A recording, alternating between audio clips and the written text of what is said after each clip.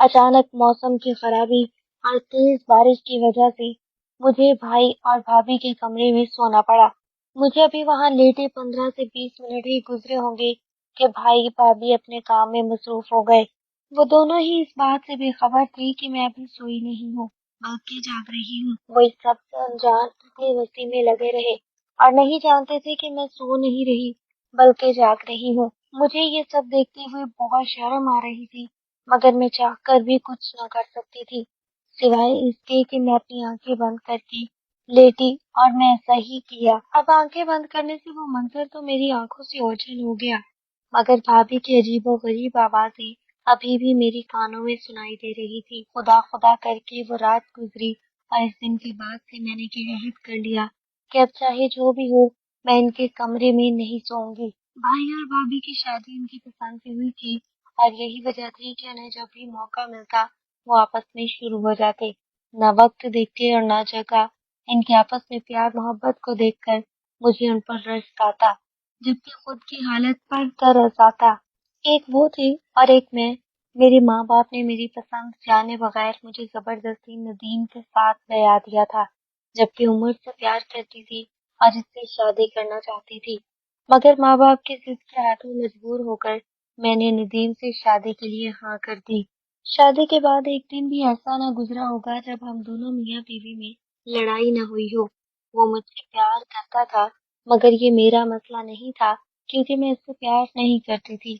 मैंने शादी के 2-3 माह तक तो उसे शौहर होने का हक न दिया। वो जब कभी भी मेरे करीब आने लगता मैं उसे खरी खरी सुना देती। वो अपनी तरफ से पूरी कोशिश करता था कि मैं खुश रहूं, मगर मैं इसकी हर कोशिश को जानबूझकर नाकाम बना देती। वो सुबह काम पर जाता और रात में घर वापस आता। मैं ना उसे सुबह का नाश्ता देती और ना रात का खाना। वो चुपचाप बगैर शिकायत किए ये सब बर्दाश्त करता रहा। उसके जाने के बाद मैं पूरा दिन उमर से फोन पर बातें करती रहती। नदीम ये बात जानता था कि मैं किसी और को पसंद करती हूँ और इससे फोन पर राब्ते में भी हूँ, मगर उसने कभी एक लफ्ज ना कहा। नदीम और मैं अलग घर में रहते थे, मगर कभी कभी मेरी सास यहाँ चक्कर लगाया करती थी। शादी के 7-8 माह गुजरने के बाद भी जब उन्हें कोई खुशखबरी न मिली तो एक दिन वो कहने लगी, आखिर कब मुझे इस घर से बच्चों के रोने हंसने की आवाजें सुनाई देंगी। और वो कहाँ जानती थी कि हमारे बीच क्या चल रहा है। बस इस वजह से नदीम तो खामोश रहा, मगर मैंने फौरन अपनी सास को जवाब दिया, बच्चे बच्चे तो कभी इस घर में नहीं आ सकते, क्योंकि आपका बेटा तो नामर्द है। औलाद पैदा करना इसके बस की बात नहीं। ये सब नदीम को गुस्सा दिलाने के लिए कह रही थी ताकि वो मुझे तलाक दे दे और मैं उमर से शादी कर सकूं। बस फिर क्या था, मेरी बात सुनते ही मेरी सास गुस्से में उठी और कुछ बड़बड़ाती हुई अपने घर को चल पड़ी। उनके जाते ही नदीम ने एक जोरदार थप्पड़ मेरे मुंह पर दे मारा। शादी के बाद आज पहली बार उसने मुझ पर हाथ उठाया था। आज पहली बार उसने अपने शौहर होने का हक जताया और मुझे ये बताया कि मैं नामर्द नहीं हूँ। वो गुस्से में था और सिवाय रोने धोने के कुछ न कर सकी। वो सब करने के बाद वो घर से निकल गया और जब वापस आया तो नशे की हालत में था। उस दिन जिंदगी में पहली बार उसने नशा किया था, सिगरेट पी थी और शायद इस सब के लिए भी मैंने ही उसे मजबूर किया था। खैर, बजाय इसके कि मुझे अपनी गलती का एहसास होता, मैं और जिद्दी होती गई। जब वो घर आता तो मैं उससे खूब लड़ती, खूब गालियां देती, हर वो चीज आजमाती जिससे वो तलाक दे दे, मगर वो खामोशी से मेरी हर बात सुन लेता, मेरी हर हरकत बर्दाश्त कर लेता। वक्त गुजरता गया और खुदा ने मेरी गोद हरी कर दी और मैं एक बच्चे की माँ बन चुकी थी। ये वो बच्चा था जो मैं कभी भी पैदा करना नहीं चाहती थी। ऐसा नहीं था कि मुझे बच्चों से नफरत थी, बच्चे मुझे भी पसंद थे, मगर क्योंकि ये बच्चा नदीम से था इस वजह से मुझे इससे भी नफरत थी। अब मैं नदीम के साथ साथ उस मासूम बच्चे को भी अपने गुस्से का निशाना बनाती।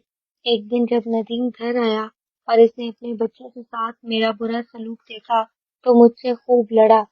जिंदगी में आज वो पहली बार मुझसे लड़ा था, मगर अपने लिए नहीं बल्कि अपने बच्चे के लिए। एक बच्चे की माँ बनने के बाद भी मेरे और उमर के ताल्लुकात बरकरार रहे। इसने मुझसे वादा किया था कि वो ना सिर्फ मुझे बल्कि इस बच्चे को भी अपनाने के लिए तैयार है। एक दिन मेरा जाना भाई के घर हुआ भाभी ने इस दिन नया जोड़ा पहना था। मेरे पूछने पर इन्होंने बताया कि भाई ने उनकी सालगिरह पर उन्हें तोहफे में दिया है। मैं जल्दी करती घर वापस आ गई और एक बार फिर अपनी बुरी किस्मत पर रोने लगी। एक भाभी थी जो नए कपड़े पहना करती थी। भाई उन्हें हर दूसरे दिन कहीं न कहीं घूमने ले जाया करते थे। और एक मैं थी, मुझे तो 2 वक्त की रोटी भी नसीब न होती थी।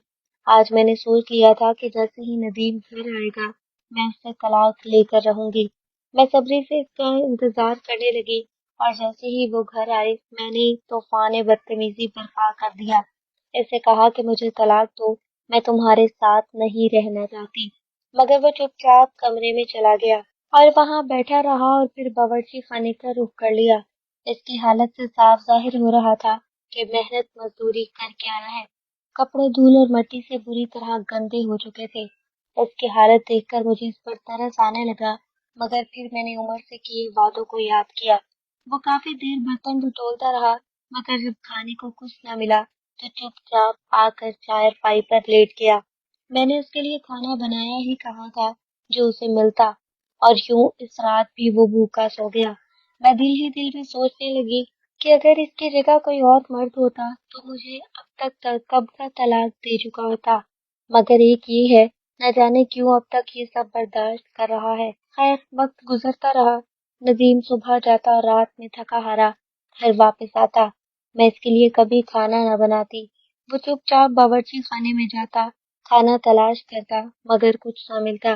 कभी कभार मेरा बचा खुचा हुआ खाना पड़ा होता तो वो खा लेता, वरना सूखी रोटी पड़े भी गुजारा कर लेता। इसने आज तक मेरे इस रवैये की शिकायत किसी से भी न की थी, ना मेरे माँ बाप और ना ही अपने माँ बाप से। मैं जब कभी इसे तलाक कर कहती तो वो मेरे आगे हाथ जोड़ लेता, कहता मैं तुम्हें तलाक नहीं दे सकता, मैं अपने बच्चे को बगैर माँ के पलता नहीं देख सकता।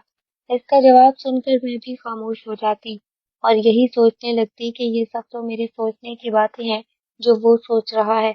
अगर वो चाहता तो मुझे तलाक दे सकता था, दूसरी शादी कर सकता था, मगर बच्चे की खातिर इसने ऐसा कुछ न किया। खैर, कुछ वक्त ऐसे ही गुजरा और फिर एक दिन उमर की बातों में आकर मैंने एक गलत गलत कदम उठा लिया। उमर ने मुझे कहा कि तुम अपने बच्चे को लेकर घर से भाग आओ और फिर हम कोर्ट से खुला ले लेंगे। मुझे भी इसकी बात ठीक लगी, क्योंकि मैं जानती थी बगैर खुला के वो तो कभी भी मुझे तलाक नहीं देगा। नदीम जैसे ही काम पर गया, मैंने कुछ जरूरी सामान उठाया और उमर के साथ चल पड़ी। वो मुझे कहीं ले जा रहा था, ना मैंने पूछा और ना इसने बताना जरूरी समझा। मेरे ना पूछने की वजह वो अंधाधुंध यकीन था जो मैं इस पर करती थी। मैंने इसका खुद से ज्यादा यकीन किया था और शायद यही मेरी गलती थी। कुछ देर के सफर के बाद वो मुझे घर में ले आया, शायद इसके किसी दोस्त का था। खाना खाया और कुछ देर आराम के बाद मैंने इससे खुला की बात की।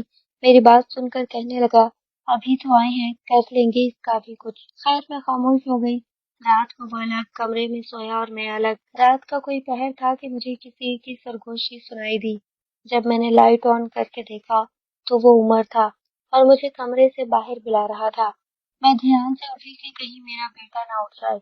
इसका सर अपने बाजू से हटाया और फिर कमरे से बाहर आ गई और उमर मुझे अपने कमरे में ले गया और दरवाजा बंद कर दिया।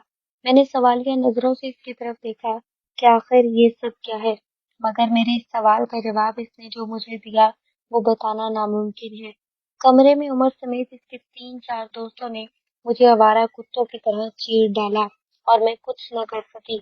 अगले दिन उमर ने मुझे धक्के देकर घर से निकाल दिया। कहने लगा, तुम जैसी शादीशुदा से मुझसे जैसा कवारा तो क्या, कोई शादीशुदा भी शादी न करे। शक्ल देखी है तुमने अपनी।